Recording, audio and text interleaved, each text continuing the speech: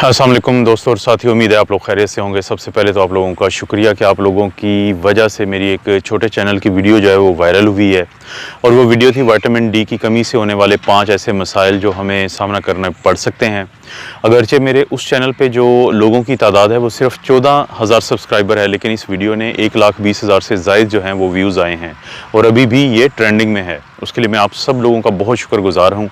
और डिस्क्रिप्शन में मैं इसका लिंक भी दे दूंगा, अगर आप में से वो लोग जिन्होंने ये वीडियो नहीं देखी है तो मेरे दूसरे चैनल पे ये देख सकते हैं। दोस्तों, आज के इस वीडियो में हमने बहुत ही ज़्यादा अहम बात करनी है। जब से ये वैक्सीन के इशू स्टार्ट हुए हैं, वैक्सीन के ट्रायल स्टार्ट हुए हैं, जब से हम लोग वैक्सीन की बातें कर रहे हैं, तब से शायद सबसे अहम खबरों में से खबर ये है, ये मुतल्लका है चाइना की वैक्सीन से। और ये ख़बर आई है ब्राज़ील में। आप दोस्तों आप सब लोगों को पता है कि दुनिया में इस वक्त तीसरा बड़ा मुल्क है कि मरीज़ों की तादाद के लिहाज से ब्राज़ील, और दुनिया में सबसे ज़्यादा फ़ेज़ 3 के जो ट्रायल्स हो रहे हैं वैक्सीन के वो ब्राज़ील में हो रहे हैं। आप इस बात का यहाँ से अंदाज़ा कर लें कि चाइना की 2 वैक्सीन, जिसमें साइनोवेक है, जिसमें साइनोफॉर्म है, और अमेरिका की एक वैक्सीन जिसमें एस्ट्राजेनेका है, बरतानिया की एक वैक्सीन जिसमें एस्ट्राजेनेका है, और अमेरिका की 2 वैक्सीन जिसमें फ़ाइज़र की भी वैक्सीन शामिल है और जिसमें शामिल है जॉनसन एंड जॉनसन की भी। तो ये जो टोटल दुनिया में 10 इस वक्त वैक्सीन हैं जो फ़ेज़ 3 में हैं, तो उनमें से कम 5 जो हैं उनके ट्रायल ब्राज़ील में हो रहे हैं।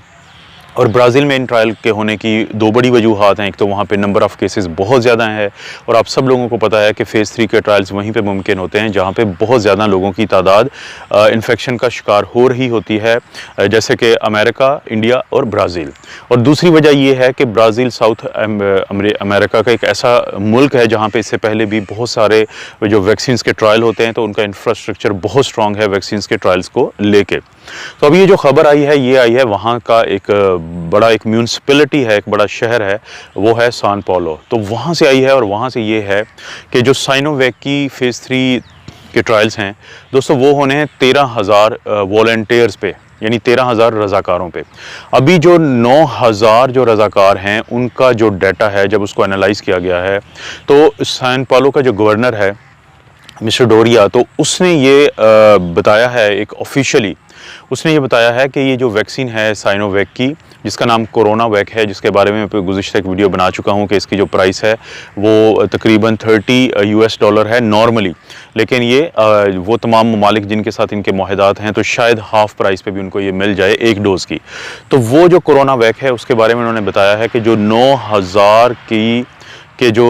जिन पे ट्रायल के हुआ था अभी तक, यानी 13,000 में से, तो उसका डाटा ये बताता है कि ना सिर्फ ये कि सबसे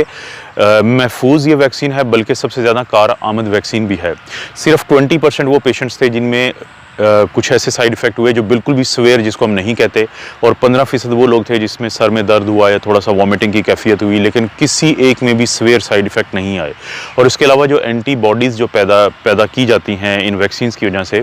तो ये जो वैक्सीन है, इस वैक्सीन ने सबसे ज़्यादा एंटीबॉडीज़ पैदा की हैं, क्योंकि अभी 9,000 का ट्रायल हुआ है और टोटल जो वॉलंटियर्स की तादाद है वो है 13,000। तो जैसे ही ये 13,000 जो वॉलंटियर्स हैं ये कंप्लीट हो जाएगा इनका डाटा एनालिसिस, तो फिर ये नवंबर के मिड में, यानी 15 नवंबर के दरमियान, इस जो साइनोवेक है चाइना की कंपनी, इसका प्लान है कि ये इस डाटा को शेयर करेगी दुनिया के सामने, और हो सकता है कि 2021 के बिल्कुल शुरू में ये वैक्सीन आम लोगों को इस्तेमाल होना शुरू हो जाए। ख़ास तौर पे जो सान पाउलो है शहर, इसका जो गवर्नर है वो तो बहुत ज़्यादा कमिटेड है इसके रिज़ल्ट के बाद। जैसे, और ये मैं सारा जो आपसे बात कर रहा हूँ, ये मैं इसका जो डाटा है, इसका जो लिंक्स हैं वो डिस्क्रिप्शन में दे दूँगा, ताकि आप ख़ुद भी इस खबर को चेक कर सकें, एक डबल चेक कर सकें, ताकि आपको ये ना हो कि मैं अपनी तरफ से बात कर रहा हूँ। तो ऑलरेडी जो ये शहर है, अब इसने तकरीबन 4.5 करोड़ जो वायल्स हैं वो $9 करोड़ की ख़रीद के साथ इन्होंने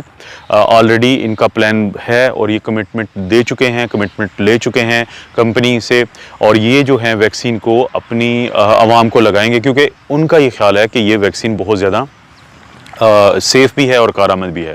दोस्तों, वहाँ पे जो साउथ अमेरिका का सबसे बड़ा एक बायो रिसर्च इदारा है, उसका नाम है ब्यूटेंटेन, जो कि बेसिकली सान पाउलो के साथ ही मिलके काम भी करता है, और ये दुनिया का एक बड़ा एक जाना पहचाना इदारा है। तो उसका जो डायरेक्टर है, उसका भी यही कहना है कि ये जो वैक्सीन है, अभी तक के जो इसका जो ट्रायल्स के जो रिज़ल्ट हैं वो बहुत ज़्यादा मुफीद हैं, ये जो वैक्सीन है बुनियादी तौर पे दोस्तों जो कोरोना वैक यानी साइनोवैक कंपनी की ये इनएक्टिवेटेड वैक्सीन है। और मैं पहले भी आपको बता चुका हूँ कि जो इनएक्टिवेटेड वैक्सीन होती है उसका जो आमतौर पे साइड इफ़ेक्ट्स होते हैं वो बहुत कम होते हैं। और इसके अलावा दोस्तों एक और जो बहुत अहम चीज़ है, वो अहम चीज़ ये है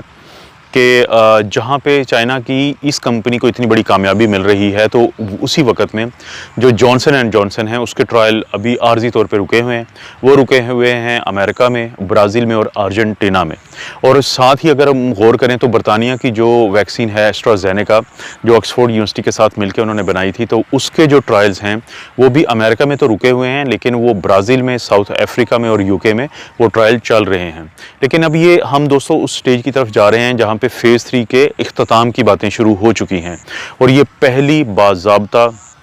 अनाउंसमेंट है जो किसी गवर्नमेंट ने की है किसी वैक्सीन के फेज़ 3 ट्रायल के रिज़ल्ट के बारे में। इससे पहले कोई ऐसी बात नहीं हुई ऑफिशियली। लेकिन जो साइनोवैक है कंपनी, अभी उसने कुछ डिस्क्लोज़ नहीं किया। उसकी बहुत एक अहम रीज़न है कि जब 13,000 का डाटा वो पाइल अप हो जाएगा, उसको एनालाइज़ करेंगे और फिर वो दुनिया के साथ शेयर भी कर लेंगे। तो उम्मीद है दोस्तों सबको पता है, आज सुबह भी आप लोगों ने टीवी पे भी देखा होगा कि 19 के करीब पाकिस्तान में अमवात हुई हैं कोरोना की वजह से। क्योंकि मैं बहुत ज़्यादा बार ये बात करता हूं कि पाकिस्तान में कोरोना की पैंडेमिक का ज़ोर तो टूट चुका है, लेकिन फिर भी जो कोरोना के केसेस हैं वो कहीं ना कहीं पॉकेट्स में आपके सामने आएंगे। और इस सब से निकलने का एक वाहिद हल जो है वो है कि कोई वैक्सीन हमारे पास आ जाए, जिसके इस्तेमाल के बाद फिर हम इंशाल्लाह इस पैंडेमिक से निकलेंगे। क्योंकि जो हर्ड इम्यूनिटी का कॉन्सेप्ट है वो काफ़ी ज़्यादा भारी जानी नुकसान के साथ पूरा हो सकता है, जो कि हमें नहीं, किसी भी मुल्क को वो अटैम्प्ट नहीं करना चाहिए। दोस्तों अपना और अपनी फैमिली का ख्याल रखें। अल्लाह ताला आपको और आपकी फैमिली को हर किस्म की बुराई, बीमारी और आजमाइश से महफूज रखे।